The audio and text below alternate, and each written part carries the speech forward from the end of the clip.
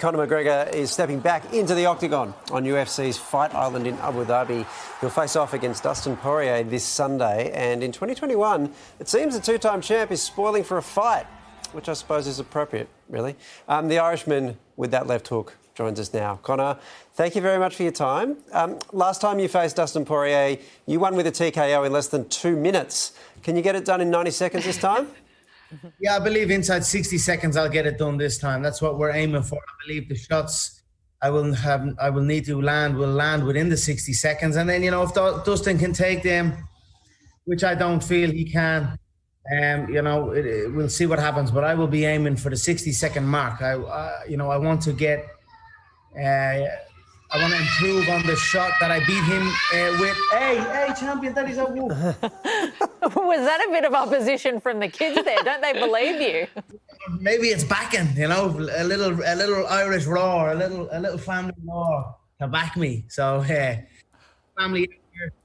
Well, it's a very different situation here in Melbourne, Conor. At the moment, we have 72 tennis players in quarantine for maybe up to 2 weeks to prepare for the Australian Open. And they're making quite a racket about it, pardon the pun. Could you do 2 weeks in quarantine leading into a fight? I'm actually surprised to hear that the tennis players would be kicking up, We've got to correct ourselves here, There's a lot going on. There's a lot at risk. I think it's everyone's duty here on this earth to do what they can. And, to get to compete in such a prestigious tennis tournament or any tournament, a 2-week lockdown prior you should welcome that with open arms. I know I would. As I came from a mega yacht here. My yacht is parked right across from the W Hotel, but this is inside the bubble, and I brought myself off the yacht into this hotel. There's not a complaint, I am eager to compete, and I want to perform for my fans. I want to give entertainment to the people around the world who are going through so much at this time. And, it's an honor for me to do so. And I would urge the tennis players to, get their act together and also, embrace it and relish it and be happy in the fact that you get to compete. People can't even go to work.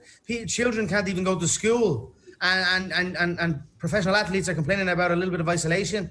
Come on, guys. That's what I would say to that. Well, speaking of isolation, you went through lockdown in Ireland, and I understand you think the lockdown could have been even tougher. I know things aren't very good over there at the moment. How did you manage that lockdown, and how do you think they're doing? I was campaigning for full lockdown. I've done everything I could in my power to, I know I have a voice and a reach, and some people would listen to me. And I wanted to get my point across that we've all got to do our part here. I helped with the PPE and the medical equipment and machinery also.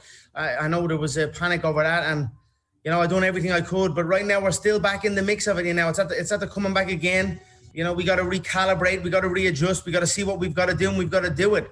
So I will continue to urge what I've been urging all this time is, just do your part, keep your distance, find comfort in your own self, because when I isolated my own self from any distractions, and built up my own motivation, I became really self-motivated, and I rose up and done everything through it. So magical things can happen when you spend time with yourself internally. And, that's what I would urge people to continue to do.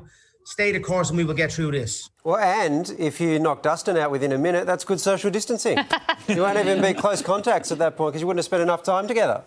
There you go. Now we're following all the protocols as well. Like I said, we're doing the quarantine, we're doing the testing. We'll both be free of it by the time we enter the octagon. But yeah, that's a good point. No doubt that you'll follow all the protocols, of course. You've had a very colourful career, if I can put it that way. You have fans all over the world. But it's fair to say you're never far from controversy either. You don't strike me as the kind of person who apologises for much. But I just wonder, is there anything that you look back on and regret, any of those controversies in your life or your career? No, I have no regrets. Life is about learning about yourself and about your surroundings and what's going on. And that's it. I've had some ups, I've had some downs. It's a continuous lesson, and I take my lessons, I learn from them, and I carry on. I've had a great journey so far in my athletic career, in my business career, in my family life. We've got another child on the way now. We're very excited to welcome the new baby now this summer.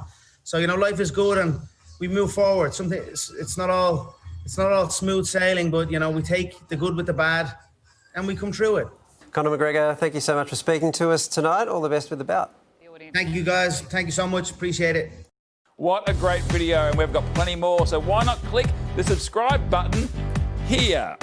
Or is it here? Or is it... Sorry, I can't see the button. I'm not wearing my glasses. But you can see it, so you click on it to make sure you don't miss any more content.